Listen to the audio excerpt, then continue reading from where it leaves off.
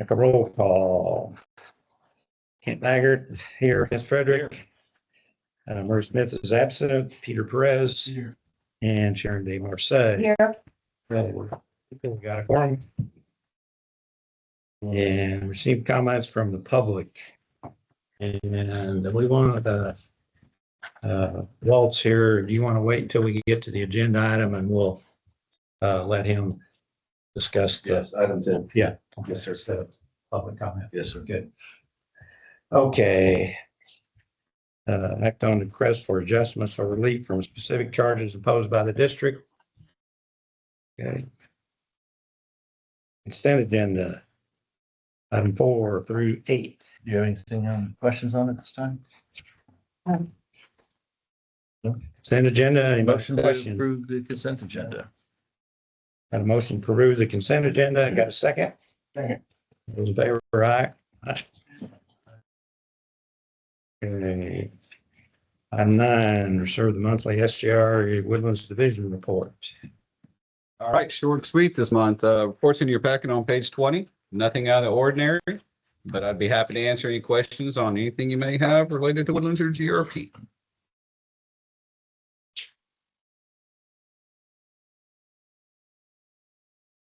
No questions? Quick and easy. Good night. I got a few more. Oh, okay. Oh, you got something, Anyway. you got something down here. Yeah. Okay, item 10, discussion regarding consolidation of Woodlands Municipal Districts 1, 6, and 36. And we've got Walt with his whiskey.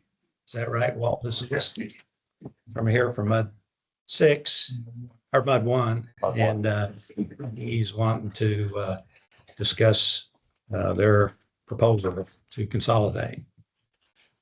Go ahead, Walt. Yes, the Woodlands is 50 years old now, and, they were 2 years ago or a year or so ago, there was a lot of celebration about the success, what happened. And I think the Muds were definitely a very integral part of making that a success. And with the expansion of the different villages and the additional Muds and it really worked pretty well. Pretty good model out there, but we're 50 years old now, and then you have to say to yourself, what role do we play now? There's basically we're in so-called repair and replacement of infrastructure, and that's really about it. So, what role does a play even get?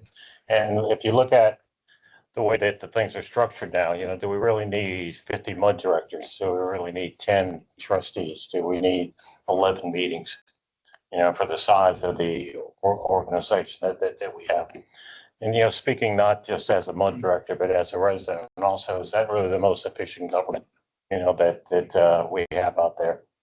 So when you look at these meetings, you look at, you got 5 mud directors, you've got the 6 people from Woodlands Water, you got 4 or 5 people from SJRA, you got outside legal counsel. There's a big cost associated with that. And if you look at the agendas, the agendas are exactly the same. I went to the Mud 6 meeting. If you look at their agenda, the meeting we had yesterday, attend their meeting here, look at their agenda, there's no difference at all. The only thing was we do a pledge of allegiance when we start a meeting, and that was the only item that wasn't on their agenda. So, why do you need to have the meeting and have another meeting and another meeting? What value we're really bringing? So, and then I think about, what the role of Woodlands Water plays, and what the value we're really bringing to them.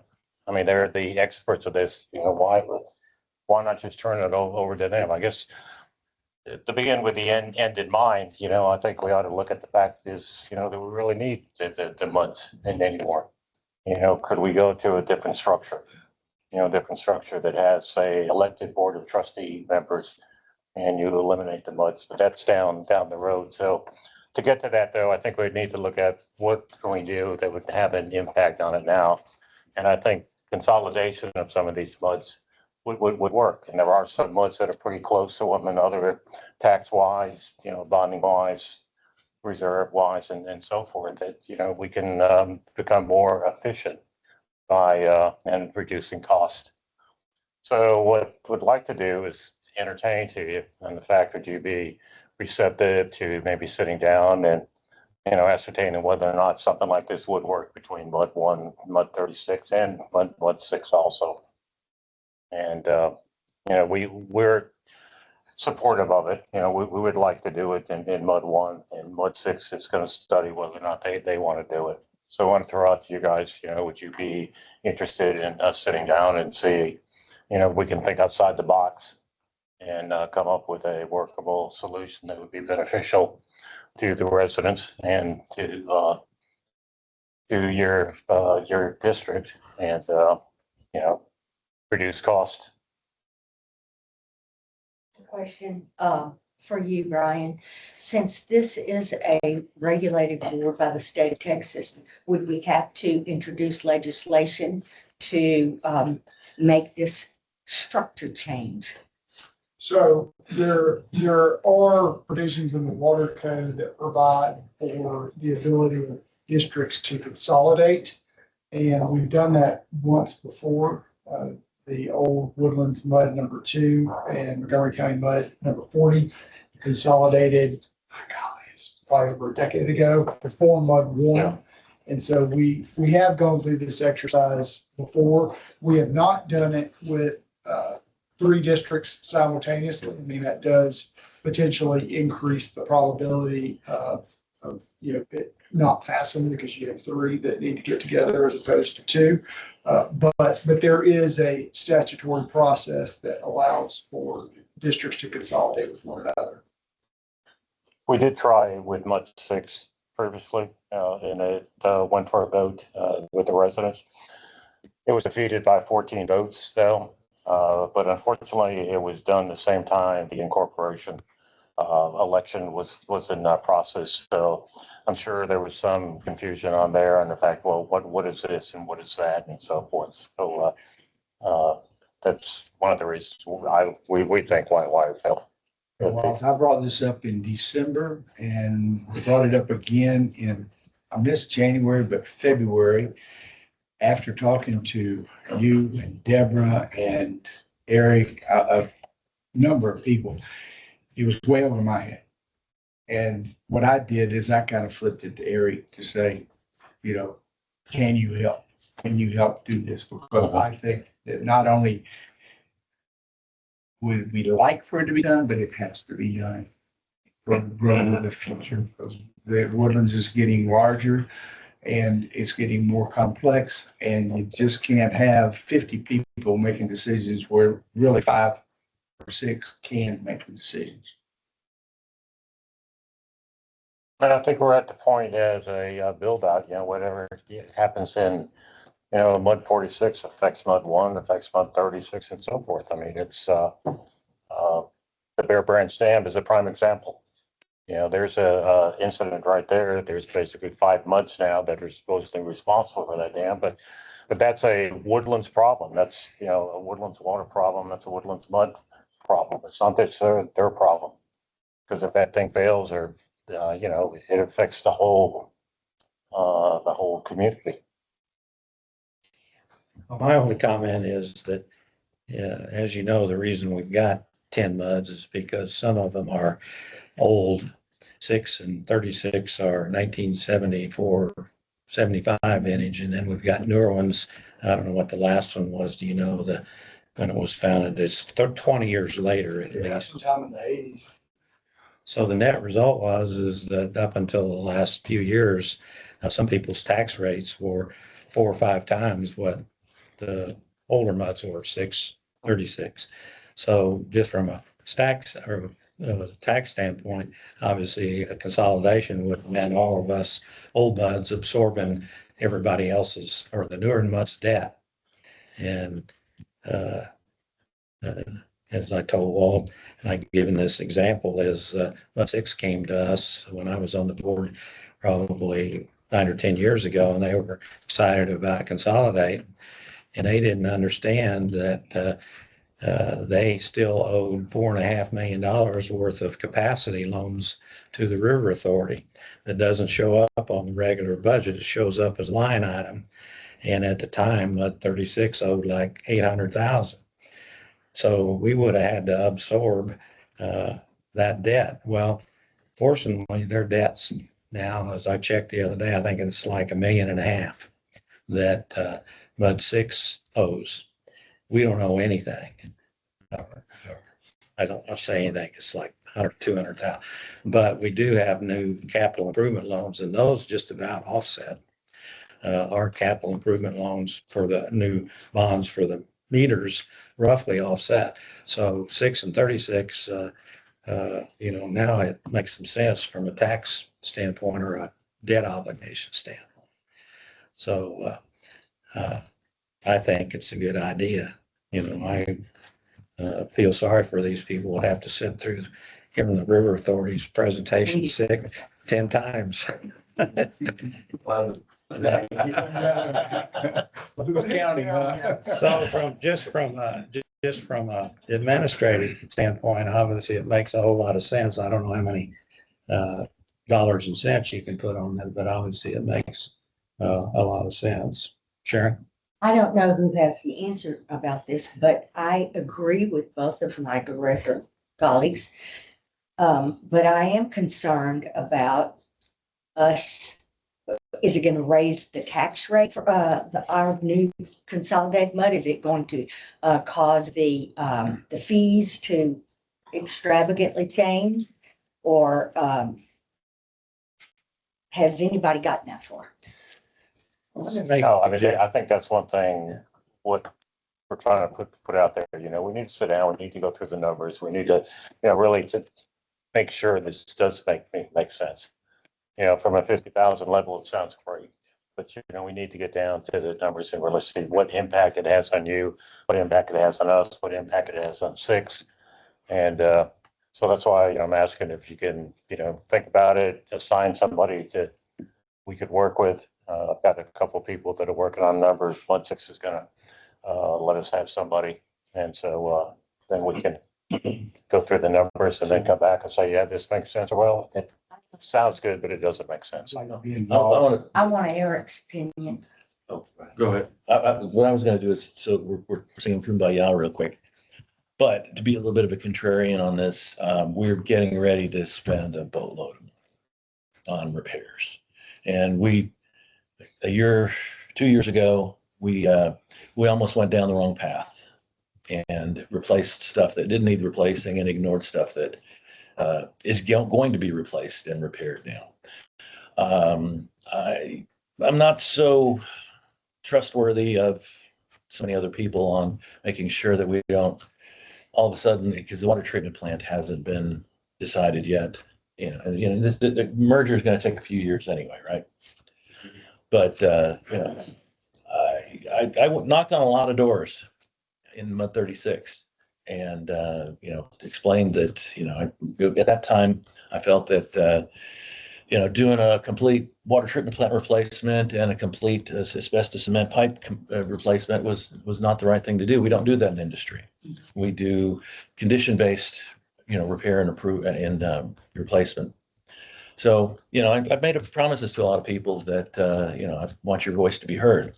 If we merge, that the individuals don't have as much voice.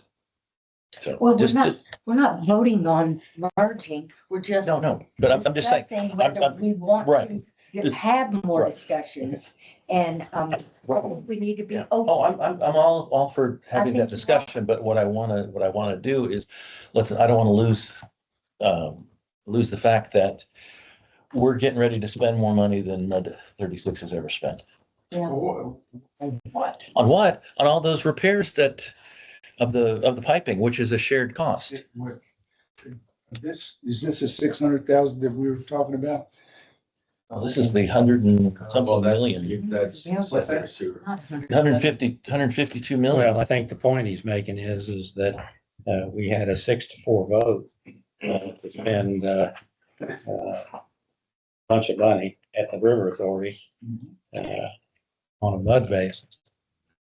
And, so we had a 6-4 vote, and if we merged, It's one vote instead of three. yeah, in other words, the vote for, three of us may have been completely different. So Mud 36 is going to spend 100 something. No. No, All of we're Woodlands talking Water. about Woodlands Water. Anyways, that's, It's just. let me make it's a a lot of money. suggestion. We've got an election coming up in 2 months. So, I think what should happen is we ought to have one person, from each MUD sit down and put a spreadsheet together in the financials. Because like I said, people, they don't look at the audit reports, and that's where you find how much you owe the River Authority. But anyway, that would be my suggestion, is we wait until after the election. So at least everybody we know is going to be there 2 years.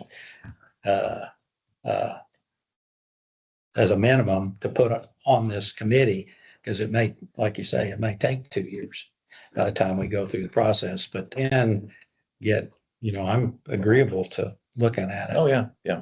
I think we are. So to add to that, kind of the cadence that Mud 1 and Mud 6 have set out this month in this topic is Mud 1 has agreed to take the lead, at least on doing that analysis with their folks, and Mud 6 agreed that they would like to see the numbers first before we really get together as a group. So I think that analysis will probably take a month or two, probably covers the election that you're talking about while that analysis is being done.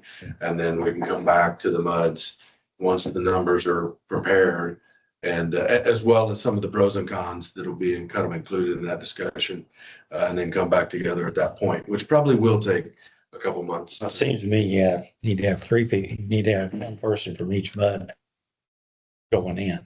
Understand, they just agreed to take the lead as That's fine. doing the heavy lifting on the front end. That's number- And then, one identified a person, 6 has identified a person to take the lead for them, and then y'all can do the same for sure. But I'm just saying it'll take a month or two probably to get through the numbers before we even can look at them. Until that threesome can look at it. Are you going to help with those numbers? I'll be involved. Mhm. Yeah, Well, we're gonna move forward with it. We're gonna move forward with Mud 6. If you want to put somebody in, that's fine. If you don't want to put somebody in and wait, we're not gonna wait. We're gonna keep working with the numbers and see what we come up with. We need to vote on this. No, I think general concurrence, of whether or not, it sounds like, Somebody in? Well, I am up for reelection and so are you, Peter. And so the only person sitting here are these 2 people that will be serving for the next 2 years. I like it because Vince is a contrarian to all this. He's got a little bit of a difference, but he's logical. So I'd like to see him. Want to volunteer? Yes, you want to volunteer. We're in the Army now. Since we're not making a motion, we need a volunteer. I volunteer. You volunteer? That okay, Walt? You got a plan? You're gonna be the contact then? He'll be our contact. Okay. All right. Thanks for coming. Thank you very much. Thank you. Okay.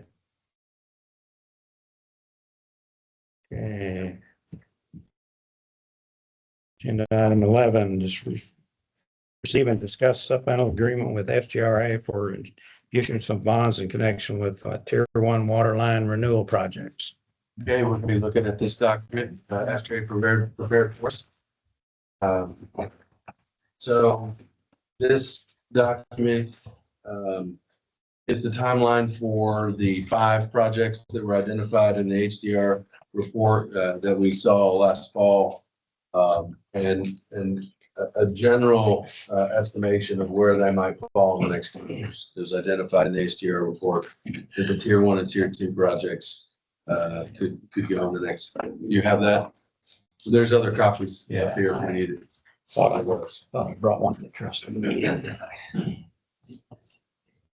Thank you. So what would be contemplated in this first step would be to do the tier one and the two tier one projects, Town Center and Woodlands Parkway. If you recall, when we talked about this last fall, there was some comments about we called them spurs or the little extensions that were off, and maybe those didn't really need to be included in the base project. And so they're on here as separate line items to be considered at a later date, it was talked about before that we would look at the tier two projects in the future and kind of update that condition assessment to identify whether or not which projects need to go next and what supplemental lines, if any, need to be added to the base project. We kept it on here so they didn't vanish, but it's not assumed that they're going to happen. It's just we wanted to keep track. But I was surprised that it was in a tier one category. Well, to your point, that's something that we're going to move. So that it's contemplated that in the supplemental agreement in the attachment, it is listed Woodlands Parkway right here, and that would be moved into tier two. Thank you. So it would not be included in the tier one projects. And so the next 2 pages of this analysis identify what the bond performer would be for both of those 2 proposed bond issues. One, the 28.7 and the 27.1 on the front page translates to bond issues of about 32 and 30 roughly, to include the remaining engineering on Town Center, land acquisition for Town Center, construction for Town Center, and then engineering for Woodlands Parkway in the first one, and then construction of Woodlands Parkway in the second. With no supplementals included in the first 2 tranches. Just as a point of reference, Adam did some analysis, and we're going to do some further analysis on this, but Adam did some analysis on what the result of financing 32 million, what that result would be as it relates to a wholesale water rate to the customers. And the first 32 million would be about 47-cent wholesale rate, which would equate as the average user in the Woodlands is about 10,000 gallons a month. That would be about $4.70 difference on the water bill for every 32 million roughly. And those numbers will fine tune, obviously, as the projects fine tune, as interest rates get more clear, when we get closer to selling bonds. It's a little bit conservative, as far as what the interest rates are in these performance, but, and then, something else I was going to add. What else? Oh, That's the ultimate. that would be, yes. That's Now, the ultimate number, the wholesale rate. In other words, it would be gradually increased too, right? The way this schedule is. Well, Would- yeah. What the 470 was, the wholesale rate for, to cover 32 million in bonds. It would be gradually, But we would need to look at how that gets done. So, right now, last month, if you recall, there was 11-cent decrease on the GRP rate. We transitioned that to a water renewal fee. yes, And so there's 11 cents sitting there that is right now, we're already starting it. It's chewing into what could be that 47 cents. So that's the first, with no change to the customer, might add, just because the other one dropped by 11. But we're taking that 11 cents right now and putting into an infrastructure fee or, a line item. And then how we ramp up the delta, that's something that we're going to be looking at. We're looking right now, I mentioned last month, we hired a consultant that we used before to do a rate study on the retail rates. And we'll just see how, that relates. Also, the MUDs are getting back a refund on the GRP surplus or the, not GRP surplus, there's the rates. Woodlands, yeah. Surplus that's coming, next month roughly. So you could potentially, buffer some of that ramp up with that, or, that's just something that we're going to need to figure out how it ramps up. But you're right. It likely we won't want to go from 0 to 47. It'll probably need to ramp up, but we need to make sure that it's, you know, creating enough revenue to cover the debt responsibility on those bonds once they sell. So So, Eric, question. So I'm looking at the running fund, running total of funds needed comes out on the top one would be 152.5 million. What is 32 million the shortfall that we need to have a bond for? The rest of it would be covered by revenue we are coming in, or those two numbers are like quite a bit off? no, over time, Will well, still be more bonds issued over there time? will be. Yeah. Okay, So okay. this first step would be 2 bond issues. Okay. Which would cover the green box and the purple or pink box. That's above tier 1 projects. Okay. And the summary of the bond performer for both of those is these next two Okay. pages, 32 and 30. Gotcha. So you're looking at about 63 million. The supplemental agreement contemplates What did you say that would result in what? I'm sorry. this number. Oh, gotcha. Okay. That's about 63 million. Yeah, so over time, I mean, it'd be in 2029, 2030 or so.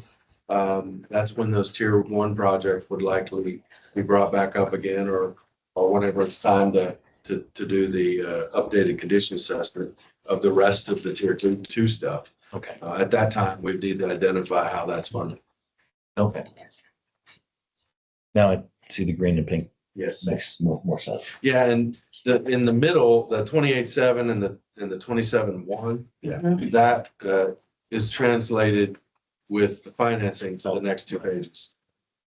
28.7 turns into 32 with the bond cost, all the bond costs, the non-construction costs, or the bond costs, bond issuance costs.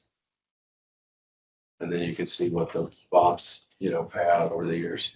Or let's do. Okay. All right, thank you. I think there are 2 new line items on the water bill that the consumer gets. Yeah, is that correct? Just one. Just one. Yes, we just took the 11 off of the GRP fee. That line item was already there. And we transferred that same 11 cents to infrastructure, water infrastructure or infrastructure renewal fee. I think that's worded. Well, it equals the exact amount. So it was a break. It's a wash. Yeah, For the it was a customer. wash for the customer. They didn't see any difference. But the idea is that knowing that some of this was coming, that we might as well get a jump start Yeah. instead of going from Oh, yeah. 11 to 0 and then going back up. That helps already start some of the buffer you're talking about just by moving that benefit that we were getting into that line item with no change to the customer. It's great. Yeah. So in order to authorize SDRA to do this whole work, the supplemental agreement is the document that the MUDs would enter into in order to authorize SDRA to get rolling on this. So the agenda item isn't for action tonight, but if you so choose, we'll need to put an additional action item next month or to discuss and or take action at a future meeting. I move to put that on the agenda. And the second, action item. Absolutely. We can do that. Questions? We seem essentially already voted on the project. They're just formalizing issuance of bonds. That's accurate. Excellent.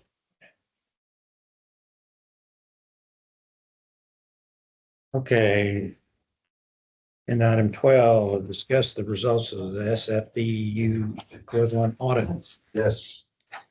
So about 6 months ago, Kim and I we were requested to do an analysis of the SFDUE counts for service area number 1 for the treatment plant number 1. So it's taken us, 6 months to go through. The map that you see there, the colored map, basically indicates all of the subsections, we call them, that identify the capacity allocation for every single developed or undeveloped property within the service area. We went through every single parcel throughout the service area, identifying the proper land use was identified, if from the sixth and final, it said it was an office or, commercial retail, now it's a restaurant. We made those changes to make sure that it was accurate. Then we worked with Howard Hughes to identify any demand projections necessary for the undeveloped properties based on their crystal ball for future development. And so we incorporated that into the analysis as well. Going forward, we're going to do this same analysis for the rest of the Woodlands, which this was just for service area 1. When we're done with the whole thing, we'll really have a good planning tool for the entire Woodlands for looking at, future demand needs, future planning. What we'd like to do eventually is tie water meters to the tracks as well. So we'll really get some good water information or data to be able to do long range planning on capacities, et cetera. So you just on the one pager, we just included the sixth and final numbers, the numbers that F&I, Freese and Nichols were using in 2024 when they did their analysis. You can see the updated numbers from what we just did. I threw in there the 5-year average flows. Ken, I know you're always looking at that, but where's the average? The average of that plant over the last 5 years has been about 3 MGD a day. And at the time that Freese and Nichols did their analysis in 23, and then it was reported in 24, they were looking at years of 25 to 23. We've added 24 and 5 and just did the last 5 years. They were doing a lot more, but when they looked at it, and that you can find this in their report, the high mark for, and this two, I'm referring to the 217 number and the 200 number. That is the amount of gallons of wastewater coming from every equivalent single family connection or SFDUE. And so they were looking at that time, the high mark was in 2016. At water plant 1, it was 191. Water plant or wastewater plant 2, it was 200. And so they were making the recommendation at that time to go from the current 217, which is what the plant was designed off based, and move it to 200 with any new facility. Just to give you some insight into what the actuals are in the 150s over the last 5 years. So what happened in That's assuming the 14% vacancy rate, right? yes, which I got from the EDP and chamber. They keep track of that information and recently reported that. Which just Freese Nichols used 32, and nobody seems to know where that number came from. 30% vacancy. Well, It says it right here on the second box. yeah, No, but the point is that was one of my big questions, is you remember that graph, and it had 1.7 million gallons a day of purchased and unused, and it went out in ad infinitum. Never. And so the point is that nobody seemed to know where that number came from. Okay. So anyway, I think that, I've read those numbers too. So I think that's a good approach, is to use the economic development. What is the economic development group? and what I also just noticed in the data too was the high mark was in 2016, but the other two high marks from 2015 all the way to today were all in 15, 16, and 17. What happened in 15, 16, and 17? Memorial Day, another Memorial Day, tax day, and then 17 was Harvey. So, clearly the plants, we know that they have I&I and they were affected by that. That likely is what drew up some of those averages. We can't ignore that. Obviously, that could happen again, but our averages over the last 5 years have been about in the 150s roughly. And so, of course, TCEQ would never let you design to that.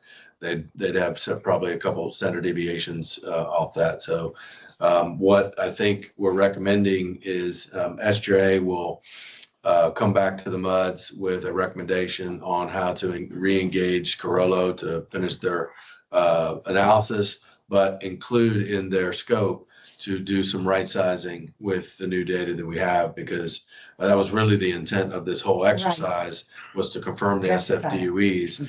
And then, but that was not in their original scope. And even when asked, they said, no, we're using the F&I numbers. So SJ has indicated that is kind of the direction that they would probably talk through with Carl. We're still permitted for about 7.8, correct? That current permit, right, Current. yeah. I got just a couple comments, is just looking at this color coded map. If you look at the light green, which is proposed office, which is almost all of the proposed office. Yeah. And I don't know what your conversion was, it's about 3,500 square feet. Different municipalities will use different numbers, but say 3,000 to 3,500 square feet per SFDU. So if you get a 1,000,000 square foot office building, you don't get many SFDUs. I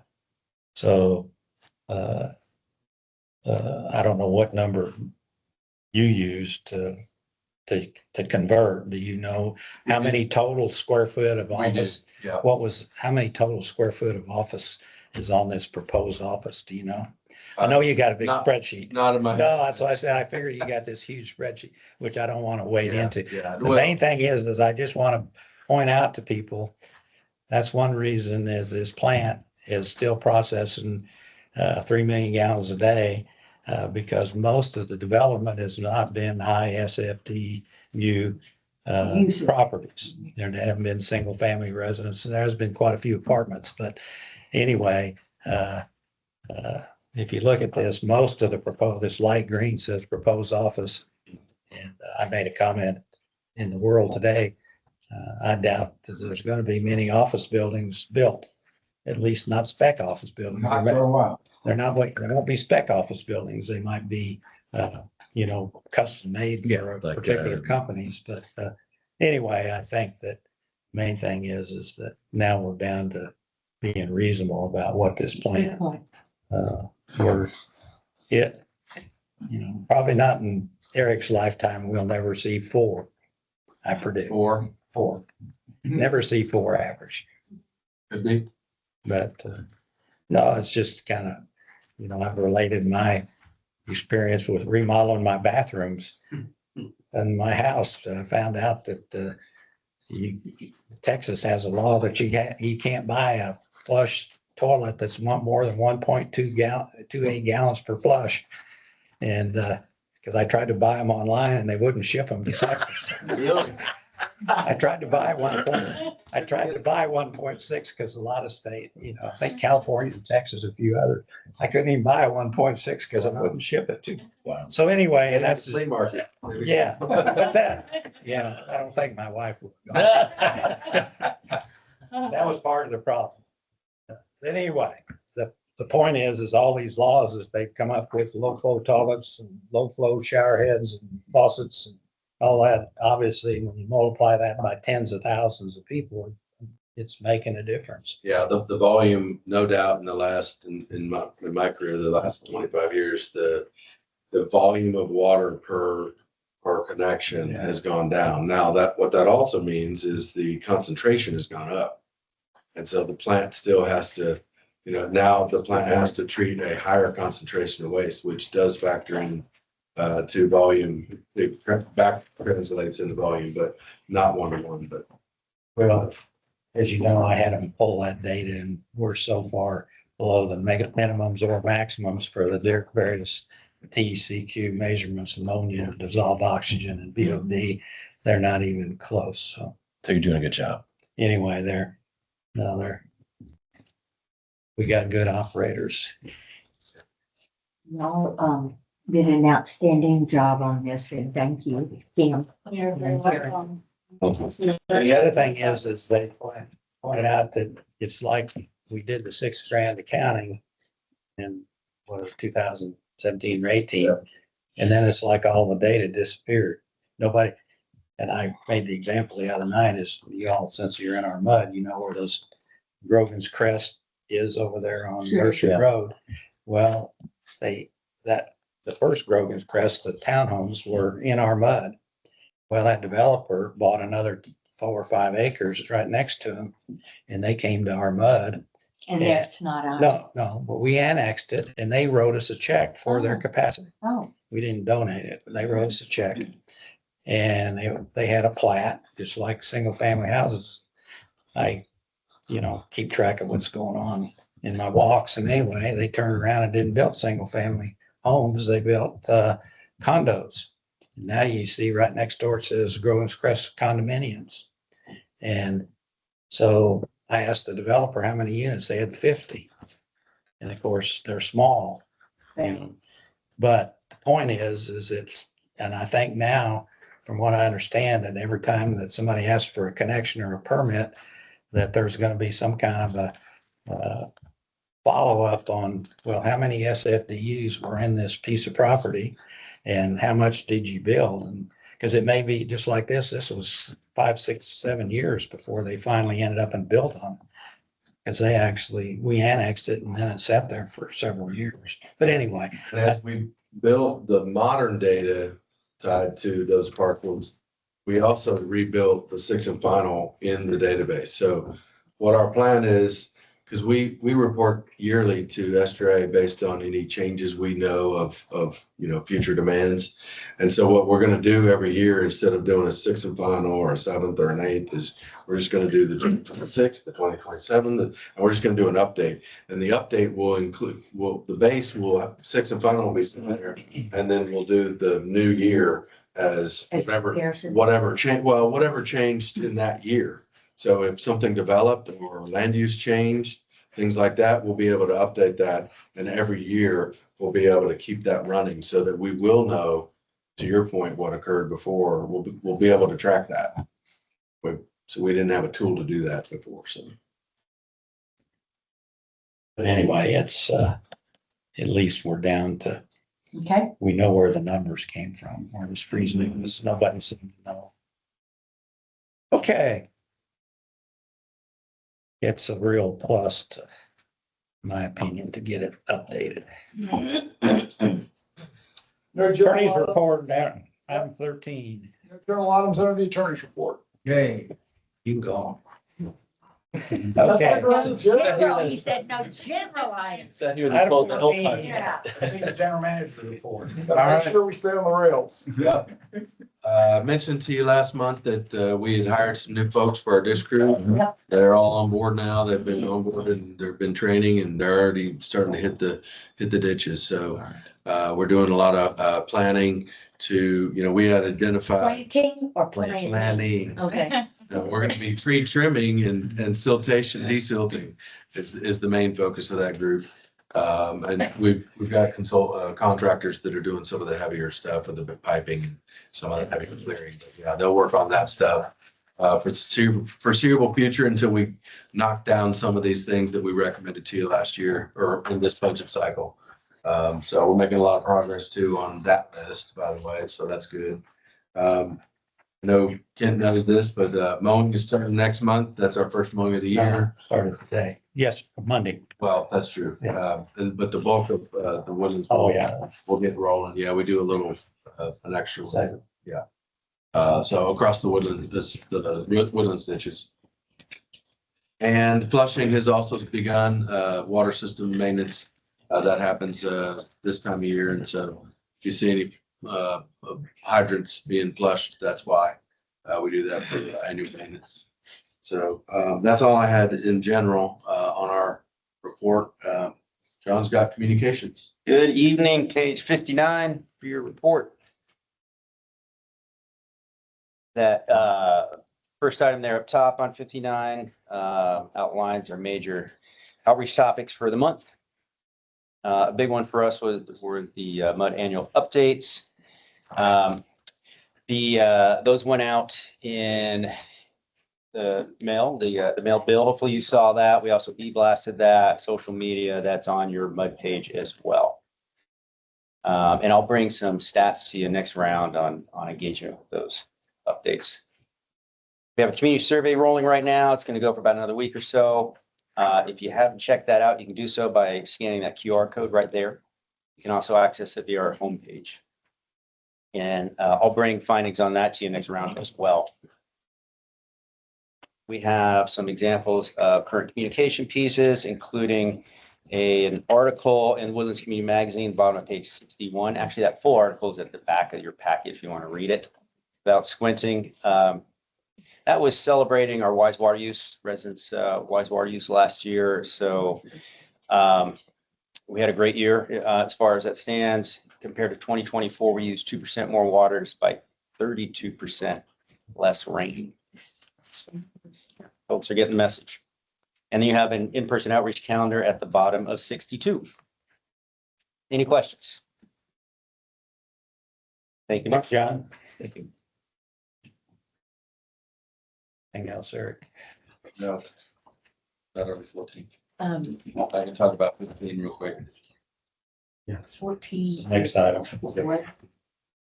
Senior manager report. Yep, we just had a meeting a few weeks ago with Esther A. Aubrey and his team came to talk a little bit about some insight into how their settlement was going in terms of what they were dealing with as part of their settlement, as well as some insight into, what the global amendment is trying to accomplish. We provided our comments that I received from the directors, so they have them. They confirmed that, as well as confirming that they had received a bunch of other comments from other GRP participants. So my understanding is they're going through all those comments right now. We'll identify whether or not any of those comments will result in any changes to the verbiage in the agreement. And then I suspect if there is, probably in the next few months, we'll see a revised document if there are any changes. And then later this year, there would be a vote By on. the trustees, No, it would be, on the so, board of directors. well, the vote lies with the Woodlands Division of SGRA, but the Woodlands Division has asked the boards for insight. So I would say each board can give your trustee or give SGRA what your preference would be, and they can take that under advisement on how they vote when and if the vote occurs. I attended the meeting and a couple of highlights out of it. So one of the main things that I think was a little concerning was that Conroe's only paying the principal, no penalties, interest, or legal fees. So we're losing a little bit there, especially on the legal fees. The interest, we're paying interest on so Conroe has been collecting that money from their customers and putting in escrow. So they've got the money, they've collected interest on it, so it's a little sour taste there. Keep it. Yeah. Magnolia is still in litigation, so they're still outstanding. I think overall positive, the global agreement gives SJRA the ability to allow for the expansion of a plant if funded by a subset. So for example, if we wanted more water in the Woodlands, we could say, hey, let's right now the thing's good for 30 MGD. Let's spend a little money and get that 38, which is what the theoretical maximum could be if you debottleneck it. So if we needed more surface water, there is ways to get it if you did that. Also, the ability to add GRP participants would be added to that. And then there was some stuff about being able to import water from this doesn't apply to us, so it's non-participants to replace the SGRA capacity. There's some legalese in there, but otherwise, I think it was a really good meeting. It was very informative, lasted about 2 hours, and we got some good insight. I personally am sold on it. I think it's good for us for quite a number of reasons. Just my feedback. No, if we were under the old agreement and the old projections, we would have been starting up the next 30 million gallon a day plant this year. That's how far off the projections were. And as you know, I was vocally opposed to the River Authority's attempt to create a regional water authority governed by them by statute, which I like to think I made a little bit of contribution by going to Oak Ridge City Council and Shenandoah City Council and the Commissioners Court, and a few other people. But anyway, it was the best thing that ever happened, is because now the whole thing is gonna, disappear. And the next round of surface water will probably be created by a regional water authority like they have down in North Harris County. Be my guess. When the people all of a sudden their wells start, as you know, here, just a matter of time, and all of a sudden everybody's gonna end up and say, hey, there's not enough groundwater, and we'll have our 30 million gallon day plant, and then the next round of users will figure out how to build their own plant. Be long after I'm around, or most of us are around. But anyway, I agree with you. It's to get this agreement buttoned up and to basically cancel the original GRP agreement. Everybody that's in that should be tickled to death, because under that old agreement, we were obligated to fund all the expansions. All the current GRP users were committed to expand to 60 million, 90 million, 120. It's scary. No, it was, you know, I think Lake Conroe can handle what, 80? Yeah, I think I wrote it down. well, they can handle 120 if you use, they're using.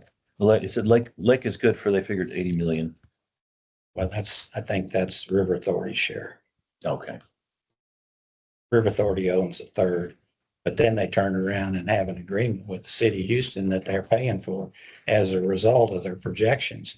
They said, oh, we got, that's the reason they're having this commitment to Houston. What is it, $1.50 or something that they're Something having, like that. that they're having to pay Houston because they locked up Houston's 2/3 because of this long-term projection Oh, of wow. 120 million.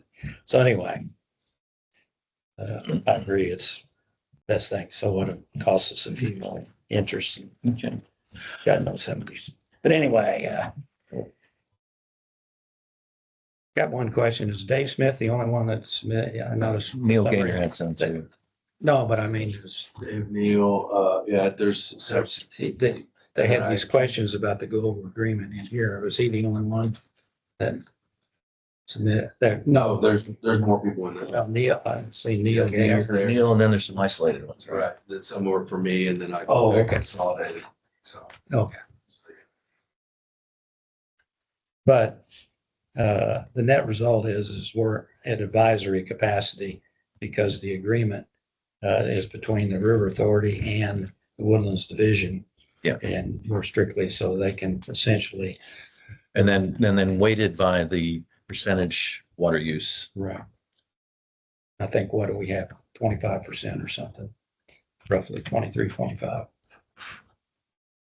But anyway, it'll be. And they need 85% to go forward. Right. So either Conroe or us could kill the Veto deal, it, yeah. but Conroe definitely won't. Yeah. I don't think we will either. but anyway, I think it'd be good for everybody. Okay, see the Woodlands Water Trustee report.